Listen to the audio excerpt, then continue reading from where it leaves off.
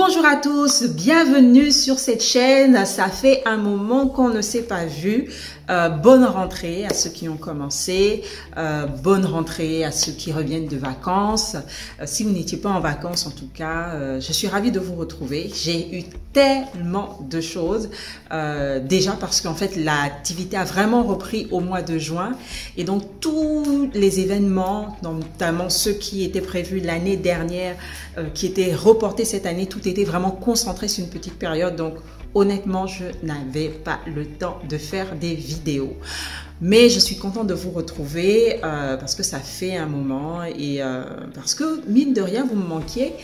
J'ai eu pas mal de questions, pas mal de choses qui sont passées aussi pendant cette période parce que ma dernière vidéo date du mois de juillet, donc août et septembre, il y avait pas mal de choses et du coup, j'ai pas mal de sujets sur lesquels je vais pouvoir en parler aujourd'hui. Alors ici, on parle de cuisine, on parle d'entrepreneuriat, on parle de formation, je réponds aux questions, on parle de produits, de tout ce qui est lié au continent africain. Donc, si ces thématiques vous intéressent, vraiment, abonnez-vous. Et pour remercier en tout cas ceux qui s'abonnent pour la première fois, vous pouvez télécharger gratuitement le magazine Afro Cooking, le premier magazine des cuisines noires.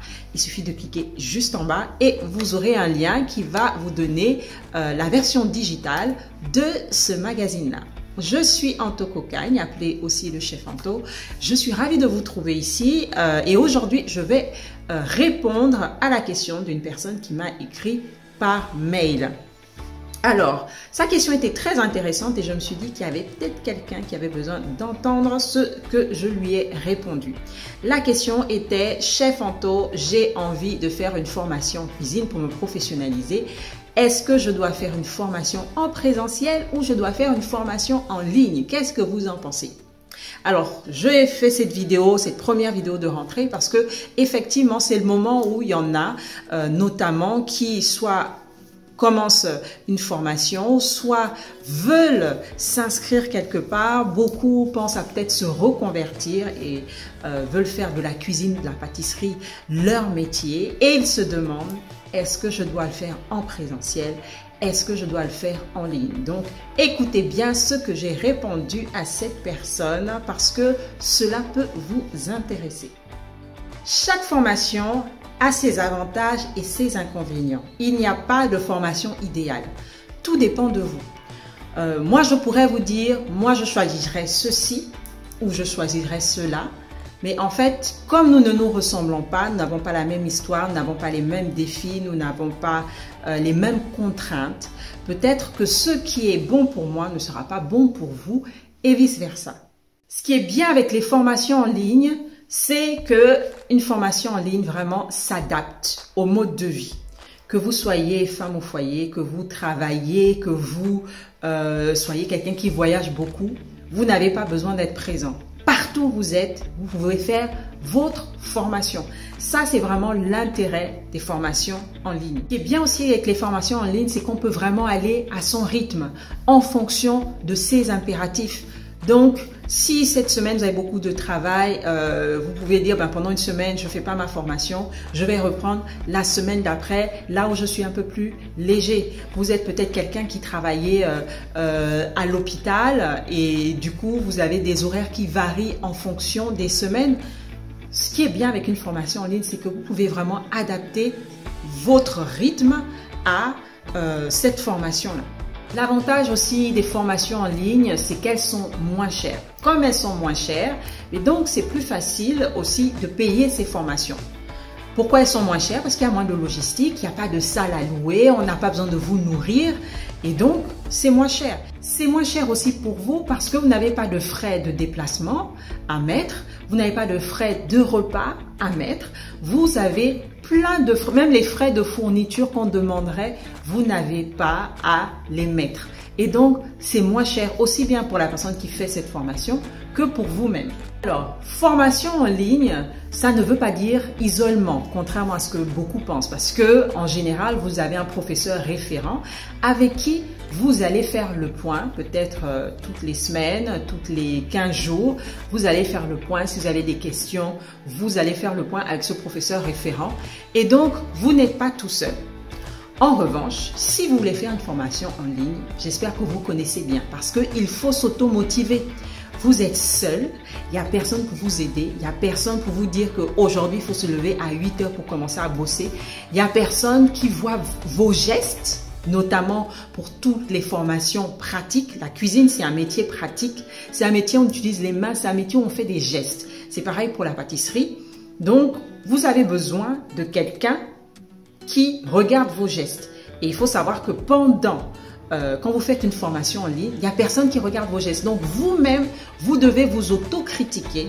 Vous devez faire attention à, en plus de cette formation en ligne, faire d'autres formations, notamment des cours de cuisine en présentiel. Moi, je conseille toujours des cours de cuisine en présentiel, des cours de pâtisserie, où vous allez vraiment acquérir les gestes.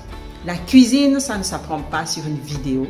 La cuisine, ça s'apprend aussi par les gestes. Parce que ce sont les gestes qui vont donner de la qualité, de la finesse à ce que vous faites.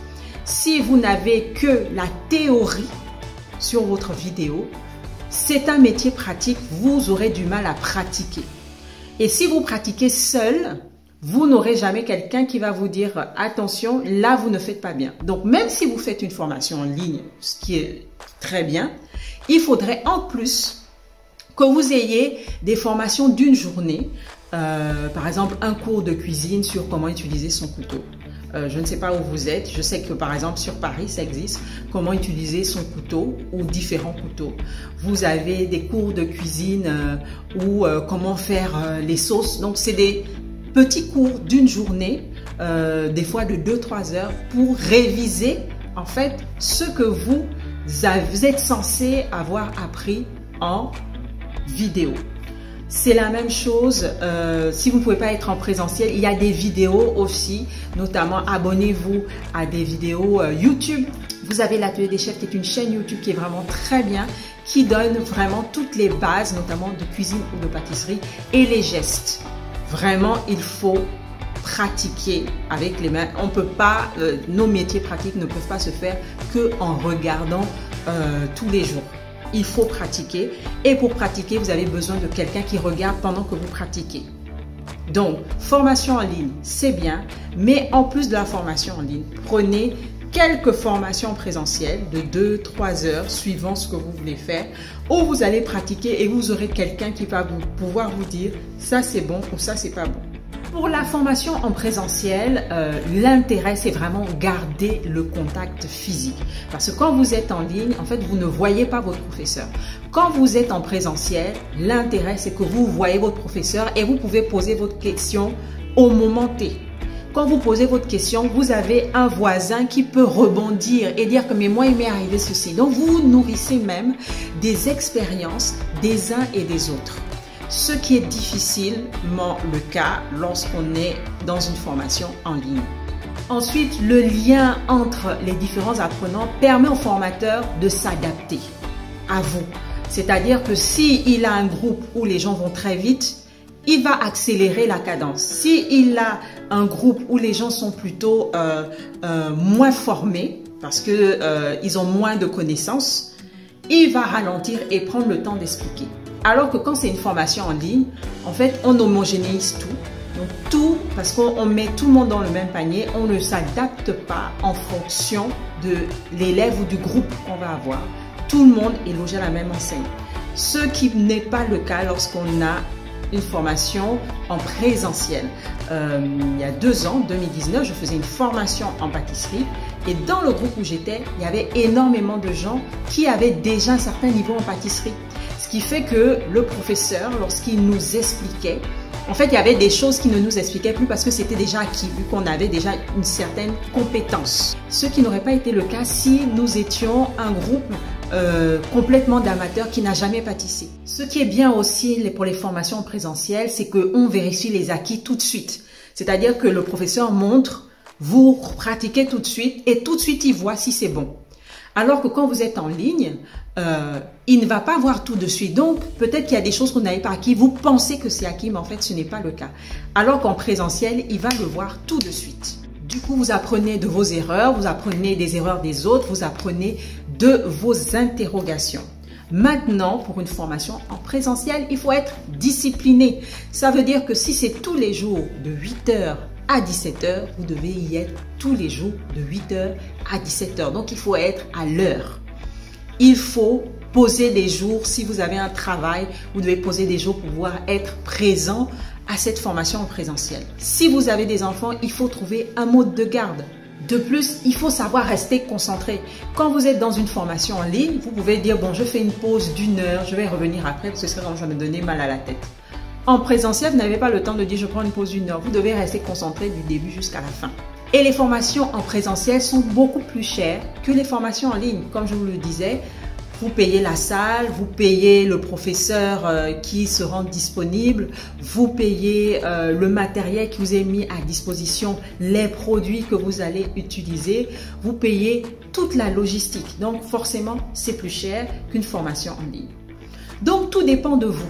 Qui êtes-vous? Est-ce que vous vous connaissez bien pour vous dire, moi, je suis fait pour une formation en ligne, moi, je suis fait pour une formation présentielle? Parce que, comme je vous le disais plus tôt, nous sommes en cuisine, en pâtisserie, en traiteur, ce sont des métiers pratiques. Donc, on a besoin des mains et de voir des gestes. Et ces gestes-là, vous ne pouvez pas savoir si vous faites le bon geste s'il n'y a pas quelqu'un qui vérifie. Je connais un ancien blogueur qui aujourd'hui est devenu pâtissier, qui a commencé comme amateur. Et même en étant amateur, même en regardant des vidéos en ligne, parce que c'est comme ça qu'il a appris, mais qu'est-ce qu'il faisait? Il prenait toujours un cours par-ci, un cours par-là, de 2-3 heures pour apprendre à pâtisser avec d'autres pâtissiers. Parce qu'il avait besoin d'apprendre les gestes, parce qu'il avait besoin d'avoir des informations qu'on ne donne pas toujours dans les vidéos, parce que les vidéos, il faut qu'elles soient de plus en plus courtes, sinon les gens ne sont pas concentrés. Et donc, il prenait plusieurs fois par mois, 1 heure par-ci, 2 heures par-là, 3 heures par-ici, pour pouvoir pâtisser auprès d'autres. Donc, même si vous faites une formation en ligne, je vous en supplie, continuez à vous former, à prendre des petits cours par-ci, par-là, en présentiel. Parce que notre métier, c'est un métier de gestes. On utilise nos mains, on utilise des instruments et vous avez besoin de voir les gestes pour pouvoir bien les appliquer. Si personne ne voit vos gestes, vous ne sauriez jamais si vous faites bien ou si vous ne faites pas bien. Donc, j'espère que vous y voyez plus clair. Vous vous connaissez mieux que personne. Vous savez si vous êtes assez discipliné pour faire une formation en présentiel, assez motivé pour faire une formation en ligne. Le choix vous revient. Moi, je vous ai donné les clés pour choisir soit l'un, soit l'autre. J'espère que j'ai répondu à vos questions. Dites-moi en commentaire si vous avez d'autres questions par rapport à cela. Je me ferai un plaisir de vous répondre. C'était le chef Anto pour vous servir. Je vous dis à très bientôt. Envoyez-moi vos questions par mail, sur Instagram, sur Facebook. J'y répondrai ici. À très bientôt. Au revoir.